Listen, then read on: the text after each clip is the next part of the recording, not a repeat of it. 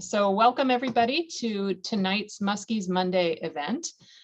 Tonight we are going to be able to chat with representatives from our student engagement team as well as our athletic department. So I hope you brought some questions with you. We are recording tonight's session and we're happy to stick around a little bit after the conversation if that would help you get some information that you might need. My name is Meg Albrink. I am the Director of First Year Experience here at Lakeland. And for those of you who have been on other calls, it's nice to see you back again. For those of you who are new, basically what we do with Muskies Mondays is we invite our team members to share a little bit about their department, to share a little bit about what might be important for your student as the term begins. And then we really want to open it up for questions. So it can be kind of free form and we can move the conversation in the direction that is helpful to you. I've been here at Lakeland since 1999, started out as a faculty member in the English department and have done a variety of administrative roles since then. And I'm really looking forward to meeting all the new students this fall and helping them make the transition into our pond. So welcome. I think what I'll do is go around and ask my colleagues to introduce themselves as well, and maybe we'll just go around alphabetical order. So folks, if you wouldn't mind unmuting your video and your microphone, we'll start with April Arvin. April. Well, hello, everybody. My name is April Arvin, and I serve as our Director of Athletics. I'm also a faculty member in the Sport Management Leadership Department. And I'm entering my 31st year at Lakeland College/University. I'm happy to be with you tonight. We're happy you're here too, April. Thanks for joining us. LaJill, would you mind introducing yourself and your role at Lakeland? Hi, everyone. I am LaJill Edge. I am the Director of Student Activities and Engagement at Lakeland. I am been with Lakeland for about 6 years now. Great, thanks. And LeShay. Hello, everyone. I'm LeShay Guy. I'm the Director of Student Diversity, Equity, and Belonging Initiatives. I have been in my role at Lakeland here for a year, but I'm also a Lakeland alum, undergrad as well as graduate, and I can't wait to meet you all. Great. I'm so glad you are on the call with us. It'll be a great one. Thank you, everybody. So basically, what I'd like to do is maybe start. I know we've got a couple of different departments represented today. We're going to start with athletics because we know that a significant number of our new students are participating in intercollegiate athletics. Some moved in today. Some will be moving in before the term begins, and then some others will still be moving in with the full freshman class. So if I may, April, can you tell us a little bit about athletics at Lakeland? What's our philosophy and what do families need to know before they come, or at least before the term begins if they moved here today? You bet. As Meg just mentioned, we just moved in actually a good amount of student athletes, our football team. So about 85 student athletes just moved in today. And we just went through the process of beginning the journey for the freshmen and transfers, as well as our returners beginning the journey as a student athlete. So typically athletically, what we do to start from an athletic standpoint is we go through what's called an NCAA student athlete statement, which then deems individual as far as eligibility is concerned to be eligible to be a student athlete at the Division III level for the NCAA. That process, we take our student athletes through, and as Maggie had requested a little bit about our department, a huge part of that too is just to talk about the student in the student athlete component and a little bit of what that takes to be successful in eligibility requirements. With that said, obviously a hot topic is COVID. So we received NCAA guidance as far as forging ahead to maneuvering through this pandemic and so on, that our sports medicine staff, as well as myself and our coaches really have a good handle on what that means to be a student athlete in that arena. And besides that, it's like compete and have fun. We talk about, even today, we talk about conflict management and how to communicate to coaches, and coaches will communicate to students if there's any issues and how to deal with those type of things, and be competitive and do well in the classroom. That's the Lakeland way. So can I ask you a little bit about, you mentioned eligibility is a big thing and that we want students to be students and eligible to play academically. What does that look like at the collegiate level? What should new students be shooting for in order to be able to fully fulfill their goals athletically? That's a great question. And in fact, we take every student athlete through this protocol. It's pretty simple. 2.0 grade point average, yet we strive to get well above that, of course, but at minimum, a 2.0 grade point average, 24 semester hours earned in the previous 2 semesters. So at least, at minimum, 12 per semester. A student athlete needs to be enrolled full-time, so at least in 12 semester hours, 12 credits. And with that said, we strive, of course, for full-time enrollment at 15 semester hours. If a student athlete is enrolled in 15 semester hours, freshman year, first semester, second semester, obviously that equals 30. Then you take that through your 4-year journey, you're at that 120 credit hours needed to be earned to graduate. So we encourage our student athletes to always be enrolled in 15 semester hours. The rationale behind that is if a student athlete withdraws from a class for any given reason, he or she is still at 12 semester hours, which is needed to be eligible. On the flip side, if a student athlete enrolls in 12 semester hours, needs to withdraw from a class, he or she will get down to 9 semester hours, which makes you ineligible at that point if you're in season. So all of these things is a bunch of stuff to listen to me speak about right now, but we're actively engaged in those conversations so a student athlete knows exactly what eligibility means to him or her. That's great. And so in terms of resources available to student athletes, we know that there's a lot of new coming at them right now. Who are some of the best resources for them if they do have questions about eligibility, or if they do have questions about their status as full-time? What do you usually recommend, or their coaches, what would they recommend for a student who has questions about those kinds of things? That's another great question. Students, athletes typically feel most comfortable going to their coaches first, yet at the same time, another first is their academic advisor, a Core 1 instructor, anybody in our collegiate arena. I mean, gosh, anybody from dining services, I'm sure would be able to direct a student in the right direction with any question. But what I see is student athletes typically go and talk to their coach first, which is great. They certainly can talk with me as well, but a faculty member, academic advisor, really the gamut at Lakeland, everybody's a great resource. So for students who might have experienced, athletics at the high school level, what are some of the main differences that they might experience as they become an athlete at the collegiate level? What are some of the things that you've seen over the years that either surprise new students or challenge new students, or really excite them? How is that experience different between high school and college?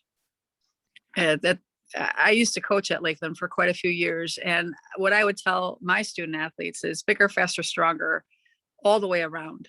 So bigger, faster, stronger academically, bigger, faster, stronger in the competitive arena as well. It's just a different elevation of the game, and the game not only on the courts and on the fields and on the mats and on the tracks and so on, but the game within the classroom as well. Just really need to be on top of it.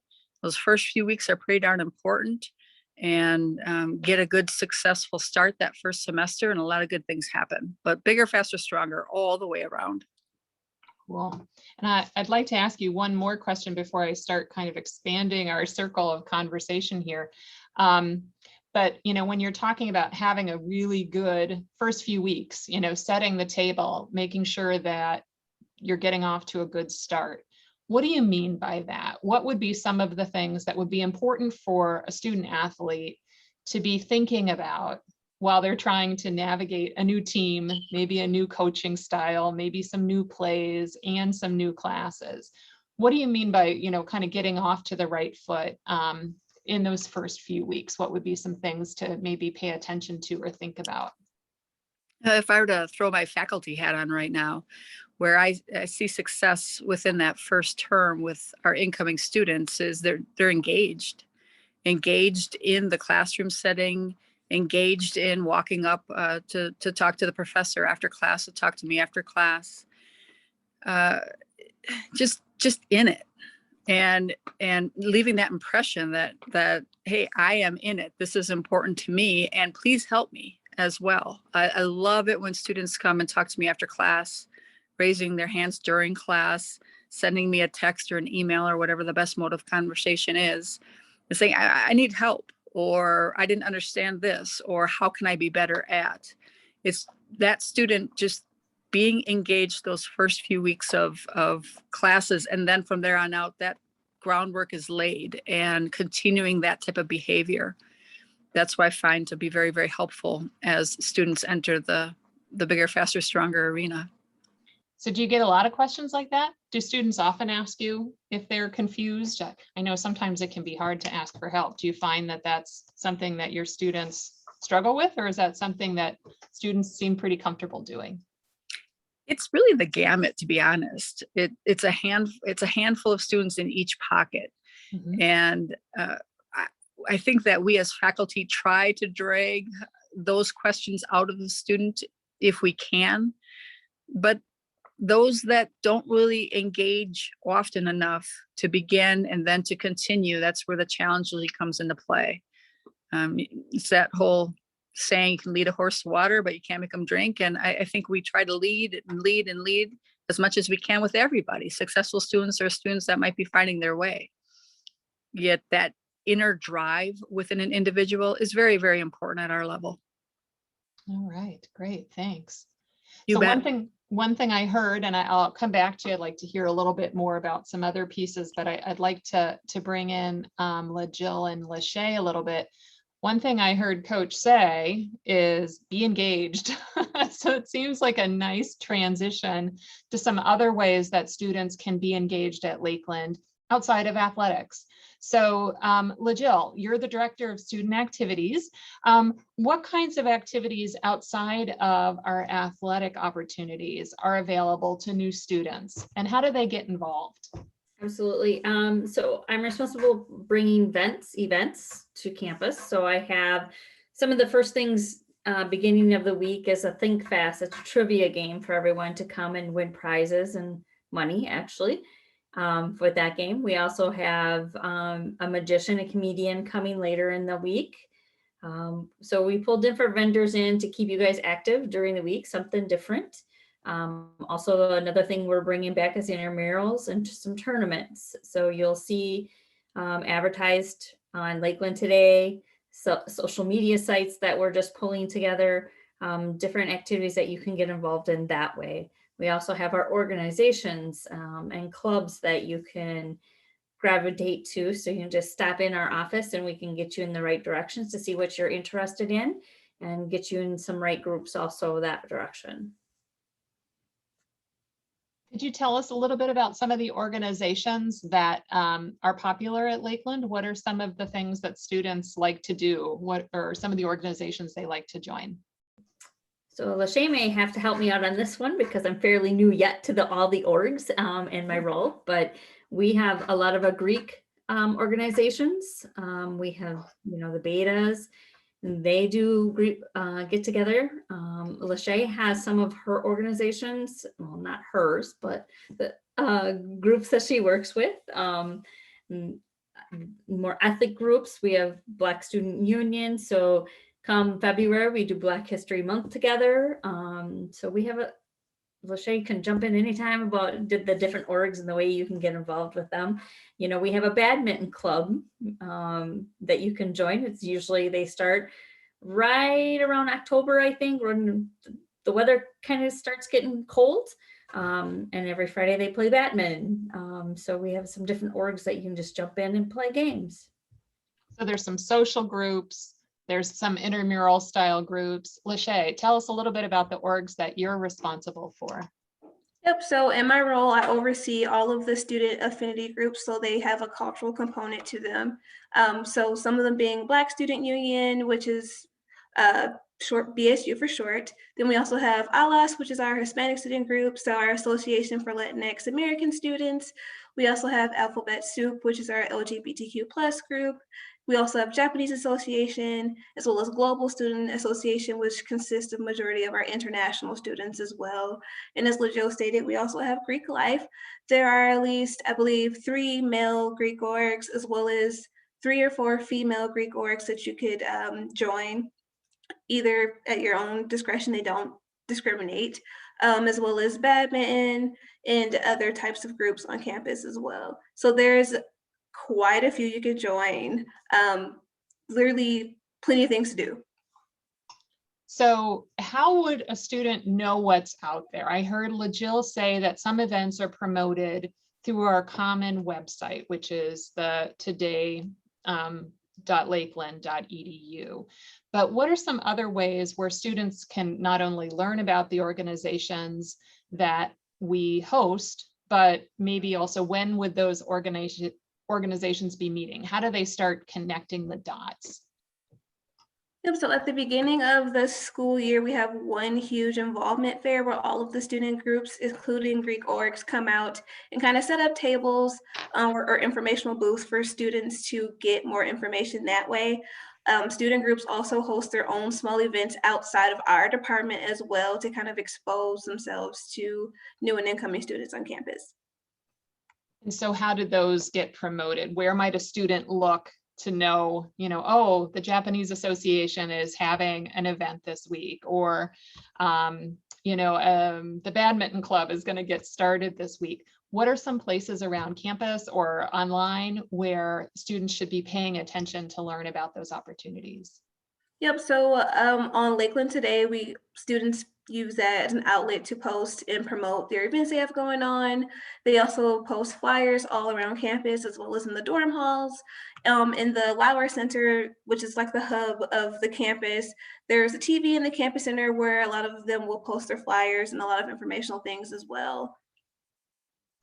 Do we have any leadership groups, honor societies, student government groups at Lakeland? Yep, so that's more LaJill's department. Come on, LeShay, you can do it. We do have we have our student government. We also have, now I'm drawing blanks. We do have the national, we're associated with the National Leadership Society.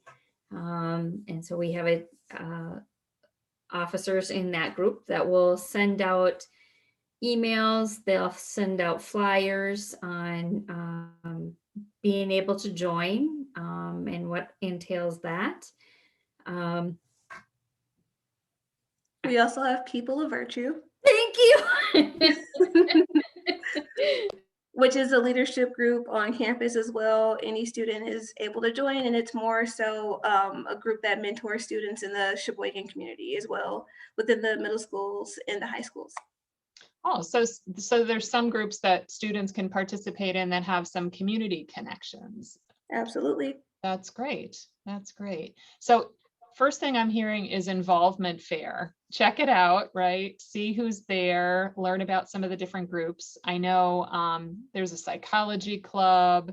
There's, I think we've had a Spanish club, a criminal justice club, history club, lots of different academic clubs too. So I think the involvement fair might be a great place to start. Have we set a date for that yet? Do we know when the involvement fair will be for this fall? If I'm not mistaken, it's supposed to happen sometime later in September, Okay. after students get settled in within their first couple of classes. Okay, so maybe right after, keep an eye on things, but nothing that they have to worry about on move-in day. No, they still have quite a bit of time to worry about that. Okay, that's great. That's great. And we'll promote it, I'm sure. So what if a student's looking at the array of options at the involvement fair and says, you know, I don't see the thing that I would like to do, or maybe they're meeting their friends in the residence hall and all of a sudden they realize that there's a whole bunch of them that have a common interest that we don't necessarily have a club for. Is there a way that they can do something with that interest, and can they create anything new? So one great thing about Lakeland is that we welcome all things new. Let's say you do go to the involvement fair and you aren't interested in any of the clubs or orgs that are there, and you have a group of friends who are interested in maybe starting, I don't know, like a skating club. All you would have to do is literally come to my office or LaJill's office and say, hey, I want to start this club. I have these group of students. And it's as easy as literally signing one document, and then we submit it, and then there you go, Lakeland has a new club. So it's fairly a simple process. That's great. So the clubs can change as student interests change, and they can really promote new things that kind of meet their interest. I'm always worried about that, because like when I tell my kids like, oh, don't you want to be in this club? You know, then they're like, Mom, that club is so yesterday. This is the club you should be having today. So I'm glad the students get that choice. Yep, plenty of opportunity. Yeah. And LaJill, you mentioned some fun events that were coming up soon in, as the school year was coming on, trivia, entertainers. Do students have the same kind of opportunity to maybe pitch an idea for some entertainment or a campus-wide activity? Absolutely. The more ideas, the better. I am one person. I don't know what everybody wants to do on campus, so I love ideas. I have students stop in all the time. Can we do this? Yep, let's put it together. I might have you help me do it because you know the idea you have in your head, but absolutely I'm there to support whatever game, whatever event. If you see something, think it's pretty cool and we should do it on campus, absolutely. You just reach out and we'll do what we can. That sounds great. So it sounds like there's plenty of ways to keep busy, whether it's through your athletic involvement, whether it's through a club or an organization, whether it's through student activities, intramurals. There's lots going on. What do you recommend for a student who might want to do it all, but is trying to figure out what the right balance is? How does a new student kind of figure out where to put their time? Do you see that students kind of fall into that pretty easily? What do you recommend there? So what I tend to see, you're a freshman, you're coming in and you want to explore all these new opportunities that you didn't have when you were, in high school, or maybe when you were at a different university or college, and it all becomes very, very overwhelming. So one tip that has always worked for me is just know your load and know when you become overwhelmed. Some of the orgs on campus you can join with very, very little commitment, which is good.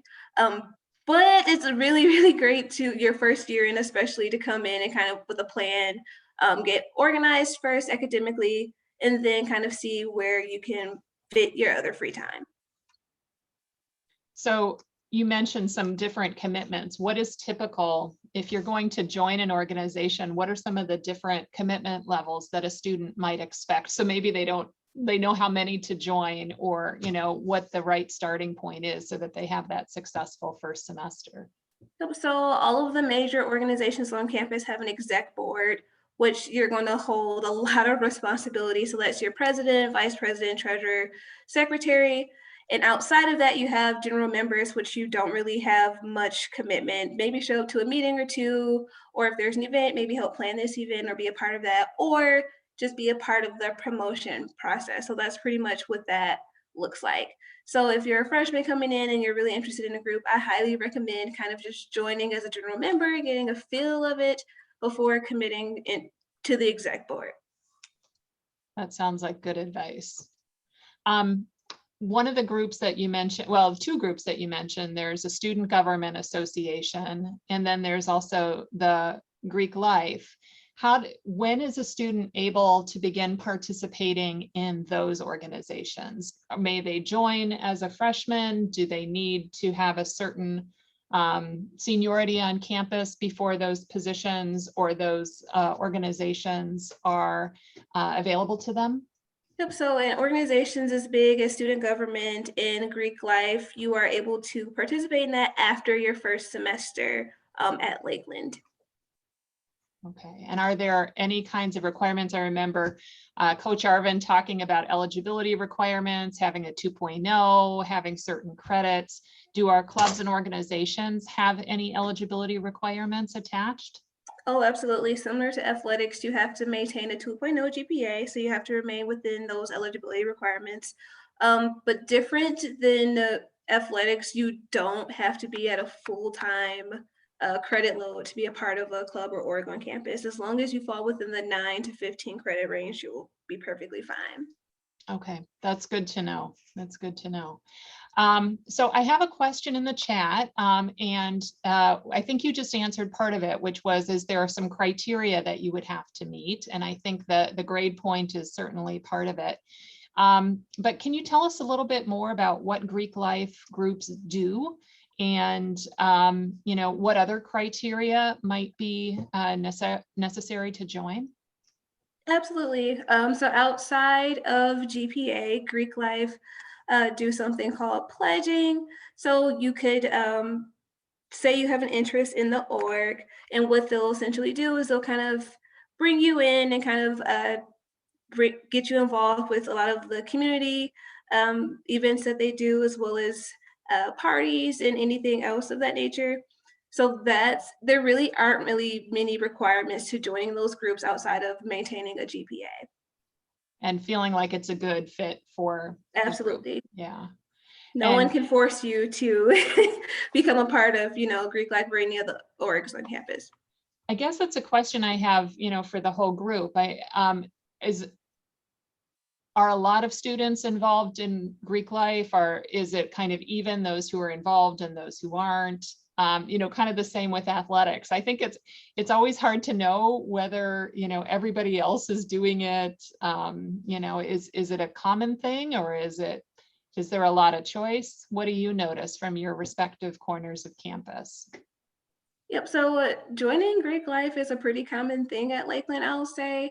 However, it always falls to the discretion of the student who wants to join. It's always their choice at the end of the day. Yeah, no, that's great. And April, do we have a significant number of students who are participating in Lakeland athletics? Is it something that students should be trying to do? Is it something that they can do if they just show up here in the fall? What is the recommendation there? Well, most of the student athletes, I would say, are recruited. Mm-hmm. For sure. But at the same time, it is not uncommon for a student athlete to, particularly if he or she is in a winter or spring sport, typically fall sports have already gotten their first couple of weeks in prior to the semester starting. But we typically do have some people that approach the coach and say, hey, I'd like to give this a shot. And there could be some possibility without question. We see a little bit more of involvement like that with men's and women's tennis, cross country, track, men's and women's golf, and so on. But it is not uncommon for a student athlete to join by reaching out to the coach. That's great. And so where would they find, if they hadn't yet begun that conversation with a member of your staff, what might you recommend? How would they find the coach? How would they begin that, or at least express their interest and maybe describe their experience? You bet. I think at this point, as soon as you can, for sure, as soon as possible. And a best bet to do would be to go to lakelandmuskies.com, check out our webpage. All of our coaches' information are listed, and you certainly can make a contact via email or phone call, or contact me and let me know of the sport that you might have interest in, and I can get you connected. That's great. Would you mind sharing your contact information in the chat when you have a chance? I can try. I am on my phone right now. Okay. So that might be beyond my technological abilities, but I certainly can give that a try. All right. Well, we'll leave you to it, but I guess I want to, one of the things we're talking a lot about is how we as a campus hang out together. And obviously we're all coming through this really weird, crazy COVID year. We're trying our best to get back to normal, but we're still all sitting around a Zoom call, right? So what are some things that folks might expect that we're doing to make sure that even when we are gathering together this fall, that we're doing so safely, that we're wanting to be sure that the community remains safe, even as the situation around us may change? Is there anything that you can tell us about ways that we were able to gather in the spring, because we were fully face-to-face in the spring term? What kinds of things did we do to make sure that those gatherings were safe? What kinds of things do we recommend that students consider as they come here in the fall? Nicely done. You did figure it out. I did. Thank you very much. And I got back to the video part pretty good too. Should I start with answering? Yeah, that? I mean, you just walked a whole squad through move-in. Yeah. What did they have to do? How did that go? What are some things that would help our families kind of get square or get ready on, the experience they might have through the rest of the month? It certainly is. I was mentioning before this video started, and maybe some people are already on the call, wing it mode. I mean, there are a lot of changes that occur from day to day, sometimes with maneuvering through a safe environment athletics. Are we masked indoors? Are we not masked? Are we 6 foot distancing? What does it look like as far as occupancy of the weight room and the fitness center and so on? There's a lot of different things that occur as I think we've all been through. So I don't think it's anything new for any of us on this call or any student or their families coming in. But what I will say is this: the safe environment that we have the expectation of, we take that very, very seriously to create that safe environment. And I know that within Campus Life and LaJill and LeShay and David Simon and so on, and everybody leading this charge, we want to make sure we have a safe environment. In athletics, that's incredibly important to us. So I guess how I can express how we're remaining safe is we communicate our expectations of what does it mean to be safe. And that might change with local guidance, that might change with NCAA guidance, that might change with institutional guidance or state guidance. All those things kind of ebb and flow together, and we communicate those expectations and implement them.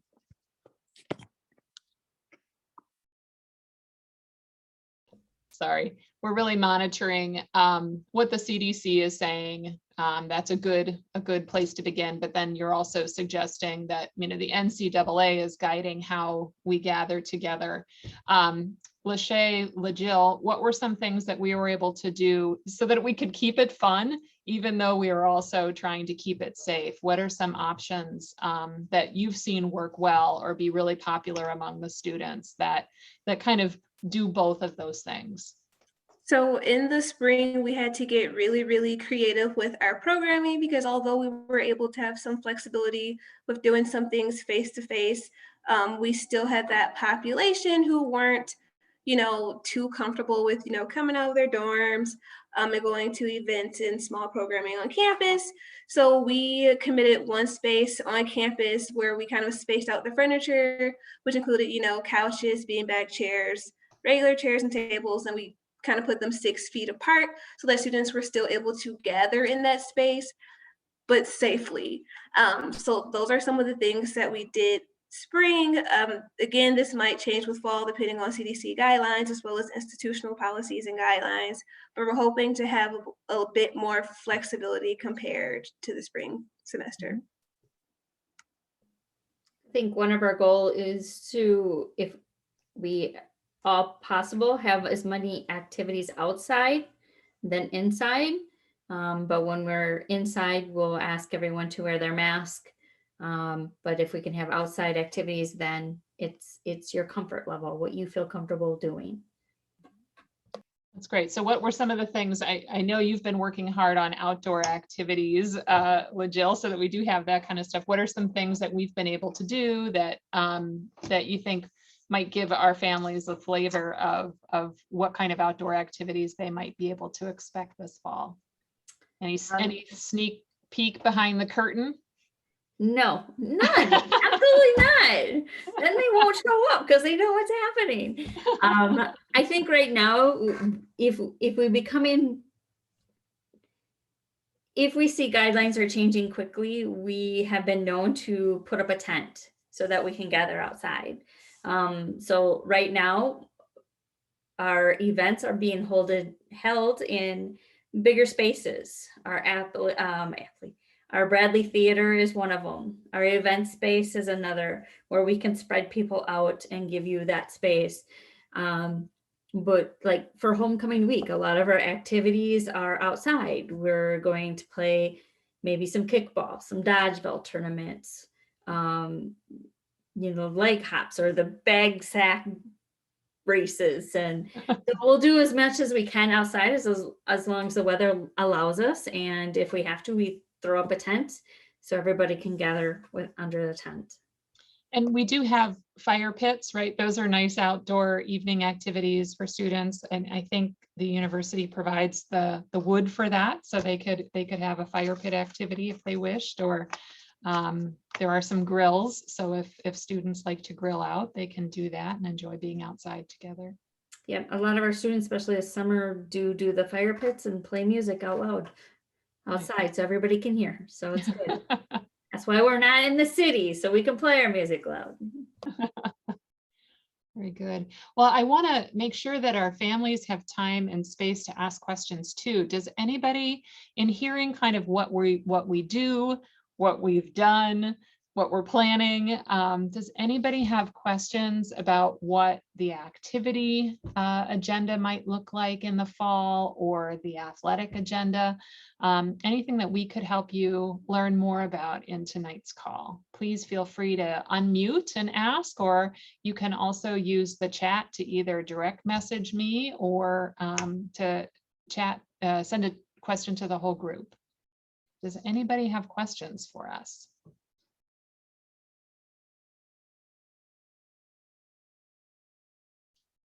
And while folks are thinking, I'll put this question out to our panelists. Was there anything that you really wanted to share with families tonight that I didn't ask you about?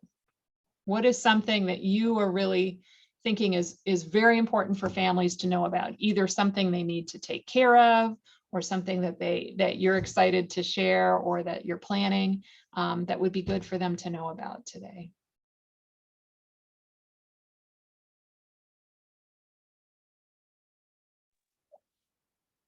I can start. Go for it. We're just thrilled to be back as close to a normal type of situation post last fall. I mean, the fact that we're competing, that we're planning a full season in all sports, and the campus is buzzing right now with a whole bunch of football guys, and soon soccer will be following, and tennis and cross country and Volleyball. Thank you. See LeShay nodding. Yes, don't forget volleyball. Right. As you saw, my file starting to open. Very exciting to have our student athletes back on campus, and the student population as well. It's a nice feeling and vibe on our campus right now, and it will be for all these weeks to come. Cool. Yeah, the energy of the campus totally changes when students start moving back. So it's very exciting for all of us. LeJay or LeShay, LaJill or LeShay, is there anything that you were hoping to share with families tonight that you didn't get a chance to?